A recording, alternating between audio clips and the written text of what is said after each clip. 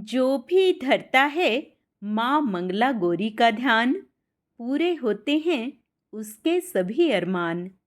आप सभी को मंगला गौरी व्रत की ढेर सारी शुभकामनाएं। आज के अपने इस वीडियो में हम मंगला गौरी व्रत की व्रत कथा का श्रवण करेंगे, पूजा विधि भी जानेंगे।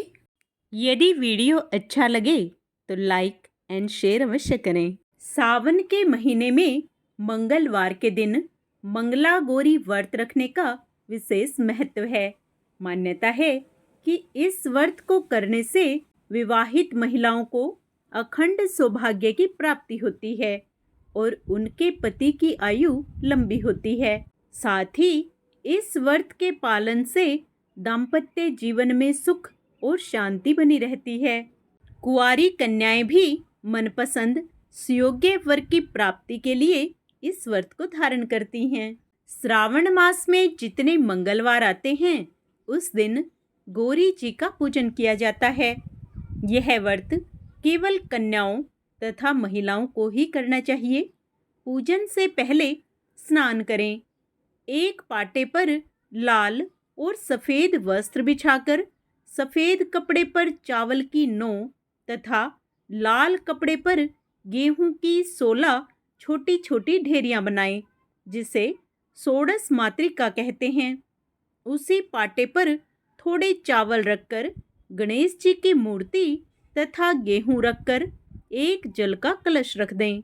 आटे से बना चौमुखा दीपक जलाएं, अगरबत्ती भी जलाएं। कलश पर मिट्टी से मंगला गौरी की मूर्ति बनाकर रखें। सर्वप्रथम गणेश जी का पूजन, फिर कलश तथा दीपक का पूजन करें। षोडश मातृका का पूजन करके मंगला गौरी की मूर्ति को जल के छींटे, फिर पंचामृत के छींटे दें। पुनः जल के छींटे देकर विधिवत पूजन सामग्री से पूजन करें। याद रहे कि मूर्ति का श्रृंगार करना ना भूलें तथा गणेश जी को जनेऊ अवश्य चढ़ाएं। एक सकोरे में आटा भरकर उस पर सुपारी रखें तथा जो दक्षिणा देना है वह आटे के अंदर रखें। पंचमेवा तथा लड्डू का भोग लगाकर कथा सुने एवं आरती करें। इस व्रत में पूजन के दौरान मंगला गौरी व्रत कथा सुनना अत्यंत शुभ और फलदायी माना गया है। आइए अब मंगला गौरी व्रत कथा का श्रवण करते हैं। पंपापुर नामक गांव में एक साहूकार अपनी पत्नी के साथ रहता था। वह धनवान और सुखी था, परंतु उनकी कोई संतान नहीं थी। बस यही दुख उसके मन को कचोटता रहता। एक दिन साहूकार के घर पर एक साधु आया। साहूकार ने उनका खूब आदर सत्कार किया और अपनी व्यथा सुनाई। उन्होंने मंगलवार को पार्वती जी की पूजा करने तथा व्रत रखने को कहा। श्रावण मास के पहले मंगलवार से सेठानी ने पार्वती जी का पूजन प्रारंभ किया। उस दिन वह व्रत भी रखती। कई महीनों तक उसने व्रत एवं पूजन किया। उसके भक्ति भाव से माँ पार्वती प्रसन्न हुई। एक दिन साहूकार को स्वप्न आया कि जिस आम के वृक्ष के नीचे गणेश जी बैठे हों, उस आम के वृक्ष का फल तोड़कर तेरी पत्नी को खिला दे तो अवश्य ही तुम्हें पुत्र रत्न की प्राप्ति होगी। अब तो साहूकार ऐसे आम के वृक्ष को ढूंढता फिरा। एक दिन उसे ऐसा आम का वृक्ष दिखाई दे गया। तब फल तोड़ने के लिए उसने पेड़ पर पत्थर मारे। आम का फल तो प्राप्त हो गया, परंतु गणेश जी को पत्थर लग जाने से उन्होंने श्राप देते हुए कहा, हे स्वार्थी मनुष्य, तूने अपने स्वार्थ के कारण मुझे चोट पहुंचाई है, अतः तुझे भी एक ऐसी ही चोट लगेगी। माँ पार्वती के आशीर्वाद से तुझे पुत्र रत्न की प्राप्ति तो होगी, परंतु वह सर्प दंश के कारण 21 वर्ष की आयु तक ही जीवित रहेगा। ऐसी वाणी सुनकर साहूकार घबरा गया। उस साहूकार ने आम का फल अपनी पत्नी को खिला दिया, परंतु गणेश जी के श्राप देने वाली बात नहीं बताई। 9 माह बाद एक सुंदर बालक का जन्म हुआ। उसका नाम मनु रखा गया। उन्होंने मनु के लाड प्यार में कोई कमी नहीं रखी। धीरे धीरे मनु 20 वर्ष का हो गया। वह अपने पिता के साथ व्यापार करने जाता। एक दिन व्यापार करके लौटते समय दोनों पिता पुत्र भोजन करने के निमित्त एक गांव के पास तालाब के किनारे पेड़ की छांव में बैठ गए और भोजन करने लगे। तदंतर उस गांव की 2 लड़कियां उस तालाब पर कपड़े धोने आई। वे लड़कियां नव यौवना की भांति हंसमुख, फुर्तीली एवं उच्च सभ्य घर की प्रतीत हो रही थी। कपड़े धोते समय वे आपस में वार्तालाप करती जाती। उनमें से कमला ने कहा, क्यों री मंगला, तुझे याद है मैं कब से मंगलवार को मंगला गौरी का व्रत करती हूँ। अब तो अगले मंगलवार व्रत का उद्यापन भी करूंगी। इस व्रत के करने से मुझे मेरे मन लायक पति मिलेगा और सुख चैन से रहूंगी। ऐसा कहते हुए कमला ने आगे कहा, मंगला, तू भी अगले साल श्रावण मास से पहले मंगलवार से व्रत करना चालू कर देना, तो तुझे भी मनपसंद वर मिलेगा। इस व्रत को करने से पति की आयु भी बढ़ती है। तब तो मंगला भी व्रत करने को राजी हो गई। पेड़ के नीचे भोजन करते समय वे दोनों पिता पुत्र उन लड़कियों की बातचीत सुन रहे थे। उन लड़कियों के वार्तालाप से सेठ जी ने समझ लिया कि कमला नाम की लड़की अपने पुत्र के विवाह के लिए सर्वथा उपयुक्त है। सेठ जी ने अपने पुत्र की मनोभावना जानने के लिए पुत्र से कई तरह की बातें कही। पुत्र भी अपने पिता के विचारों से सहमति प्रकट करता। अतः सेठ जी ने अपने पुत्र का कमला के साथ विवाह करने का निश्चय कर लिया और सोचा कि ऐसा होने पर मेरे पुत्र की आयु बढ़ सकती है और कोई अनहोनी घटना भी टल सकती है। अब पिता पुत्र कमला के पीछे पीछे उसके घर गए। कमला के पिता भी नामी साहूकार थे। सेठ जी ने कमला के पिता से अपने पुत्र के विवाह के बारे में बातचीत की। वे कमला का विवाह मनु के साथ करने को सहमत हो गए। शुभ मुहूर्त में बड़ी धूमधाम से उनका विवाह संपन्न हुआ। दोनों ने पति पत्नी के रूप में संसार चलाना आरंभ किया तो घर में आनंद का वातावरण रहने लगा। कमला ने ससुराल में आकर भी मंगला गौरी का व्रत नियम अनुसार चालू रखा, जिससे माता पार्वती एक दिन कमला को स्वप्न में दर्शन देकर कहने लगी, मैं तेरे व्रत से प्रसन्न हूँ, लेकिन तेरे पति की आयु बहुत कम है। अगले महीने मंगलवार को एक सर्प तेरे पति के प्राण लेने आएगा, लेकिन तू घबराना नहीं। सर्प के लिए एक प्याले में मीठा दूध रखना, उसके पास एक खाली मटकी रख देना। सांप दूध पीकर अपने आप मटकी के अंदर बैठ जाएगा। तब तू जल्दी से उस मटकी का मुंह कपड़े से बांध देना और उसे जंगल में छोड़ आना। इससे तेरे पति के प्राण बच जाएंगे। अब मंगलवार का दिन आया। कमला ने किसी को कुछ नहीं बताया और माता पार्वती के कहे अनुसार सारा कार्य कर दिया। माँ पार्वती की कृपा से कमला के पति के प्राण बच गए। इस प्रकार व्रत के प्रभाव से मनु दोष मुक्त हो गया। जब घर पर लोगों को सारी घटना मालूम हुई तो सबने खुशी मनाई। अब तो चारों ओर कमला का गुणगान होने लगा। गांव की महिलाओं ने कमला से व्रत का विधि विधान पूछा और व्रत करने लगी।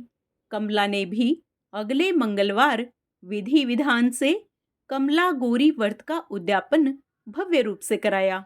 ब्राह्मणों को भोजन करा, यथेष्ट दक्षिणा देकर उनका आशीर्वाद लिया। मंगला गौरी का व्रत लगातार 5 वर्ष करने के बाद उद्यापन करें। अपनी सामर्थ्य के अनुसार महिलाओं को भोजन कराकर सुहाग सामग्री दें। इससे माँ मंगला आपसे प्रसन्न होंगी। वे आपके सुहाग की लंबी आयु होगी। जय मंगला गौरी माँ। आज मंगलवार का दिन होने के कारण मंगलवार व्रत कथा का स्मरण करते हैं।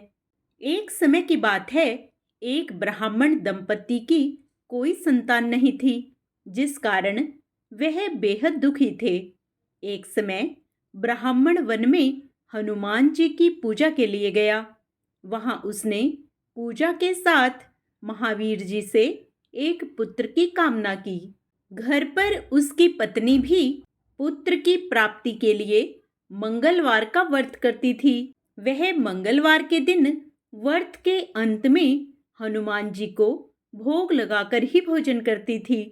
एक बार व्रत के दिन ब्राह्मणी ना भोजन बना पाई और ना ही हनुमान जी को भोग लगा सकी। उसने प्रण किया कि वह अगले मंगलवार को हनुमान जी को भोग लगाकर ही भोजन करेगी। वह भूखी प्यासी 6 दिन तक पड़ी रही। मंगलवार के दिन वह बेहोश हो गई। हनुमान जी उसकी निष्ठा और लगन को देखकर बहुत प्रसन्न हुए। उन्होंने आशीर्वाद स्वरूप ब्राह्मणी को एक पुत्र दिया और कहा कि यह तुम्हारी बहुत सेवा करेगा। बालक को पाकर ब्राह्मणी अति प्रसन्न हुई। उसने बालक का नाम मंगल रखा। कुछ समय उपरांत जब ब्राह्मण घर आया तो बालक को देखकर पूछा कि वह कौन है। पत्नी बोली कि मंगलवार व्रत से प्रसन्न होकर हनुमान जी ने उसे यह बालक दिया है। ब्राह्मण को अपनी पत्नी की बात पर विश्वास नहीं हुआ। एक दिन मौका देख ब्राह्मण ने बालक को कुएं में गिरा दिया। घर पर लौटने पर ब्राह्मणी ने पूछा कि मंगल कहाँ है। तभी पीछे से मंगल मुस्कुराता हुआ आ गया। उसे वापस देखकर ब्राह्मण आश्चर्यचकित रह गया।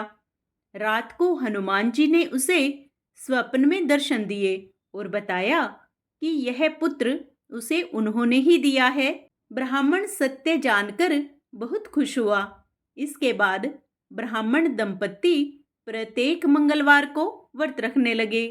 जो भी मनुष्य मंगलवार व्रत कथा को पढ़ता या सुनता है और नियम से व्रत रखता है, उसके हनुमान जी की कृपा से सब कष्ट दूर होकर सर्व सुख प्राप्त होते हैं और हनुमान जी की दया का पात्र बनता है।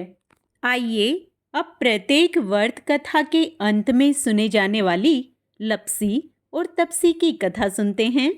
एक लपसी था, एक तपसी था। तपसी हमेशा भगवान की तपस्या में लीन रहता था। लपसी रोजाना 1.25 सेर की लापसी बनाकर भगवान को भोग लगाकर जीम लेता था।